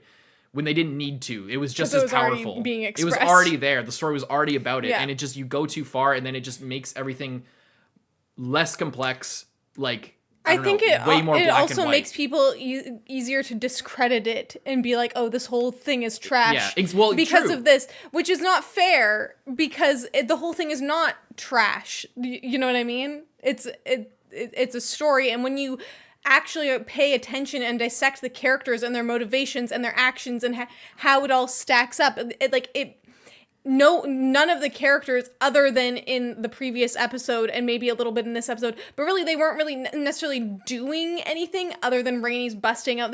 It was like things that they were saying. Mm-hmm. But like when you look at the actions characters are taking, such as Rhaenyra, possibly considering not going after it and just kind of, taking the deal, or like at the very least just not starting the war, it makes sense with her character and everything that she's been through and everything that it's not inserted or like, oh, we need to suddenly make Rhaenyra really awesome. Yeah. Let's switch her up right now. Because she was already switched up. We saw her growing into the person that she is right now. And changing her mind and becoming more reserved and, willing to let Alicent get away with certain things and willing to apologize to Alicent and, smoothing things over. Yeah. So, but and it does kind of make me annoyed that, especially before even the second to last episode, like even on the first episode, even like when like certain casting choices were announced, like people just like, are like, oh, this is horrible already. I already know it's horrible. And it's like... Are you talking about the Valerians? The Valerians, what's her face? Rhaenyra's adult actor as well. Like, they just... Like, people are very quick to judge things. Because she just looks like a stereotypical feminist, like, crazy person? They're non-binary. Oh, and so people were like, oh, this is garbage already, and it's like, how about just watch it and like I don't know. Yeah, people prejudge it way. And by the way, on the Valerian thing, I was skeptical of that choice from a casting perspective at the beginning, and I think that it does pose some interesting questions for like the future of the series if there is, obviously like black. I don't even know how to say this without being fucking weird. That there's black people being married into like that the Valyrians are like, they're like a race of people and there's multiple different skin tones, etc., etc. It poses questions for that. But all that aside, I don't really care about that. What I was really worried about was, did they choose a bunch, like for Corlys, say, did they choose a black actor because they wanted to be like have the representation, or is it because he's a good fit? He's a great fit for that character. He earned that shit. I the other day I saw a picture of Corlys in the books, like a rendering, like an artist rendering of like the Valerians and shit. And I was like, wait, who the fuck is that? Because I was just like, he plays that role so well. And no matter what like other bullshit with that or whatever you want to say, I think that he earned that part for sure. Not that he necessarily needed to, I guess, but it's like, I don't know. It was I guess the reason that anyone was talking about it is because it was like a pointed thing that they did. Like it was like a choice that they made to make the Valerians black. Mm-hmm. So, and there were questions around that, and I myself not knowing anything, you could see in the first episode, I didn't know who the fucking Valerians were, so I didn't really have a dog in the fight. But I was questioning that because the Valyrians I always thought of as like a race of people. So like the fact that a race of people would have different skin tones, whatever, was weird to me. But I fucking really liked Laenor. I know, I was just gonna say Laenor was great. But Corlys to me like stole the fucking show, and Vaemond. Yeah. Oh my god, that scene with him was sick. Every scene with him was awesome. Yeah. Like they all did great, and again, not like they had to like earn it or anything, but I also don't think that it's super like weird to have questions about it as far as the lore goes in that case. But at this point I don't give a shit because like I wouldn't have it any other way. I don't know who else, like that's peanuts compared to like the performances that were given. It was so great. That's sort of what I was saying of like when a show is made with like to the high quality and the high standard that this clearly is. There has been care taken to make sure like all of the actors are top notch. All of the casting was like they were cast that way for a reason. Certain people were like kept via time skips for a like, you know what I mean? Like it is a crafted piece of art. And there can be like problems with it, but I think judging it based off of a director or like a caster, like some, you know what I mean? Like the people who made this had a strong vision and, you know, had faith in it, and it paid off, and it was amazing. Mm-hmm. So people who sort of judge it before they even see it, before that, you know, I guess I'm just saying I think that like letting it speak for itself, and it was really good. Mm-hmm.